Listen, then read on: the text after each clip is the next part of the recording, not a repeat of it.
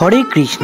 নমস্কার বন্ধুরা, ব্লগ বা সুমন চ্যানেলের পক্ষ থেকে আমি সুমন আপনাকে স্বাগত জানাচ্ছি মায়ার নগরী মায়াপুর থেকে।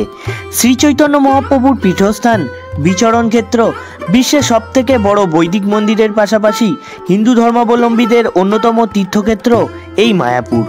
ভারতবর্ষের পশ্চিমবঙ্গের নদিয়া জেলায় অবস্থিত এই মায়ার নগরী মূলত একটি মফস্বল শহর। মনোরম প্রকৃতি বেষ্টিত নদীমাতৃকার সংস্পর্শে সুজলা সুফলা নগর এই মায়াপুর। মূলত মায়াপুর বিখ্যাত ইস্কনের নির্মিত মন্দিরের জন্য।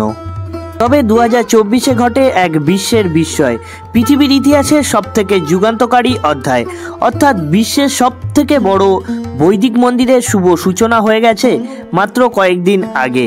মহাসমারোহে এই মন্দিরের উদ্বোধন করেছেন ভারতবর্ষের বর্তমান প্রধানমন্ত্রী নরেন্দ্র মোদী। এবছরের দোল পূর্ণিমায় একবার পরিবার নিয়ে ঘুরে আসুন মায়াপুর থেকে।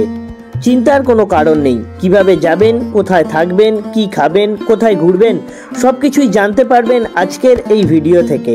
এখনও যদি চ্যানেলটি সাবস্ক্রাইব না করে থাকেন তাহলে অবশ্যই এখনই সাবস্ক্রাইব করুন আমাদের এই ছোট্ট পরিবারকে বৃহৎ করার জন্য।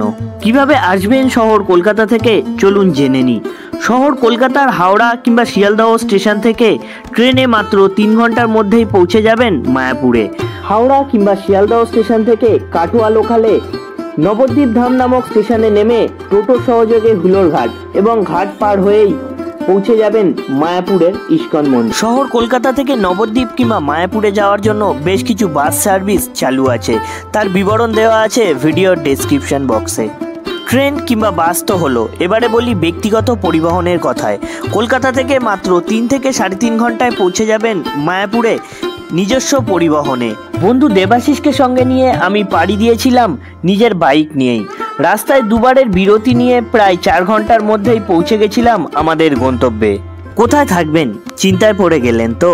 না, চিন্তা নেই, আমিই বলছি। মায়াপুরের ইস্কন চত্বরের মধ্যেই পাবেন সমস্ত ধরনের থাকার ব্যবস্থা। মাত্র 100 টাকা থেকে সেখানে ঘর ভাড়া শুরু হয়।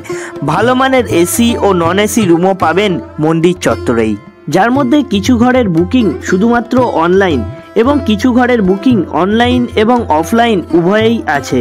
মাত্র 100 টাকায় পাওয়া যায় ঘর। হ্যাঁ, আমি নিজে সেই ঘরে রাত্রিবাস করে দেখার চেষ্টা করেছি কোনোরূপ সমস্যা হয় কিনা। সত্যি বলতে আপনাকে বলে না দিলে আপনি হয়তো জানতেই পারবেন না আপনি 100 টাকার ঘরে আছেন। আমি নিজে রাত্রিবাস করার অভিজ্ঞতা নিয়েই বলছি।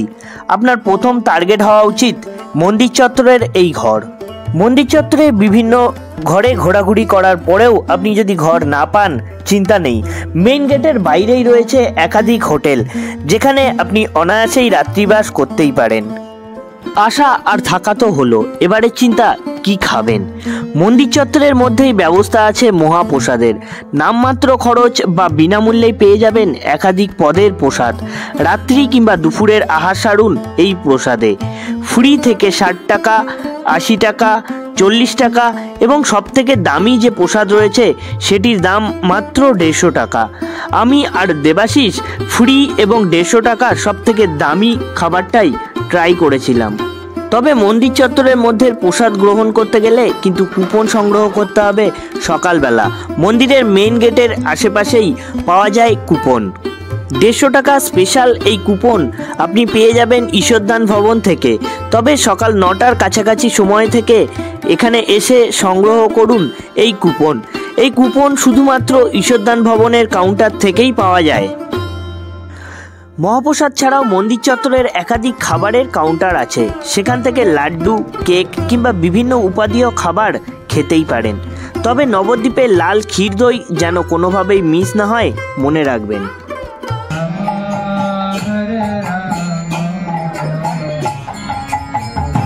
1 নম্বর গেটের বাদিকে চলছে অখণ্ড কীর্তন, যা গত কয়েক দশক ধরে বিরতিহীন। অবশ্যই সেখানে যান এবং কৃষ্ণ নামের ব্রত হন। স্ক্রিনে মূল মন্দিরের সময়সীমা দেখতে পাচ্ছেন। এই সময় অনুযায়ী অবশ্যই মন্দিরে আসবেন আরতি দেখার জন্য। রাধা মাধবের বিগ্রহ রাখা আছে মূলত এই মন্দিরটিতে। তবে কোনোভাবেই মিস করা যাবে না ভোর, সকাল কিংবা সন্ধ্যার আরতি। তীর্থ নাকি মানুষের জীবন পরিবর্তন করে। আশা করি আপনারও জীবন পরিবর্তন হবে এই তীর্থযাত্রার পর। তবে জীবন বদলে না গেলেও আরতির সময় যে আপনার মন পরিবর্তন হবে তার গ্যারান্টি না হয় আমিই দিলাম। আমি কর্মব্যস্ততা ভুলে কখন যে শান্ত হয়ে অশ্রুজল ফেলতে শুরু করেছিলাম তা নিজেরই অজানা। মায়াপুর ইস্কন মন্দিরের বাইরেই দাঁড়িয়ে সারি সারি টোটো, তারা আপনাকে বিভিন্ন মন্দির, শ্রীচৈতন্য মহাপ্রভুর জন্মকালীন নিমগাছ ছাড়াও একাধিক মন্দির দেখাবে জনপ্রতি 100 টাকায়। প্রথমে দাম কিছু বেশি বলবে এবং কমিয়ে নেওয়ার দায়িত্ব না হয় আপনাকেই দিলাম। দেখতে ভুলবেন না 500 বছরের প্রাচীন নিমগাছ, যদিও এতে অনেক বিপত্তি রয়েছে।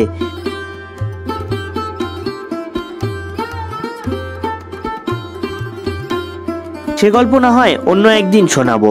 মায়াপুরের বিভিন্ন মন্দির পরিদর্শন করে আমাদের এবারের গন্তব্য নবদ্বীপ। মায়াপুর আর নবদ্বীপ নদীর দুটি দিকে অবস্থিত, তাই আমাদের নবদ্বীপ ফেরিঘাটে প্রথমে পৌঁছাতে হবে নবদ্বীপের বিভিন্ন মন্দির পরিদর্শন করার জন্য। তাই মায়াপুর থেকে নবদ্বীপ ফেরিঘাটে আমরা 10 টাকার টিকিট কেটে পৌঁছে গেলাম নবদ্বীপ লঞ্চের কাছেই। মায়াপুর থেকে নবদ্বীপ কিংবা নবদ্বীপ থেকে মায়াপুর যাওয়ার পথে অবশ্যই জলের এই পরিবর্তন খেয়াল করবেন। এ যেন এক প্রকৃতির আশ্চর্য সৃষ্টি, এটি অবশ্যই বারবার দেখার চেষ্টা করবেন। সকালে মায়াপুরে যেমন ব্যাটারি চালিত টোটো ভাড়া করেছিলাম, নবদ্বীপ ফেরিঘাটেও ব্যবস্থা রয়েছে তেমনই ব্যাটারি চালিত টোটো এবং ভ্যানের। আমরা সেই ভ্যান আবার রিজার্ভ করে বেরিয়ে পড়ি সম্পূর্ণ নবদ্বীপ ভ্রমণের জন্য। তাহলে আমরা যে তোমার যে বাড়ি বললাম মহব্বপুর বাড়ি টাউনের মাঝখানে 60 ফুট গোরাঙ্গ যেখানে যাচ্ছেন এটা হচ্ছে টাউনের বাইরে, জন্মস্থান টাউনের বাইরে। এই নবদ্বীপে দেখার মতন 8খানা মন্দির আছে বড় বড়। এরকম এই মন্দিরটার নিচে একটা গুপ্ত বৃন্দাবন আছে পাতালে। এরপর নবদ্বীপ পাড়ের বেশ কয়েকটি মন্দির পরিদর্শন করে আমরা বিশ্বের সবথেকে বড় মহাপ্রভুর মূর্তির সামনে, যার উচ্চতা 60 ফুট। এখনো পর্যন্ত এটি মহাপ্রভুর সবথেকে বড় মূর্তি।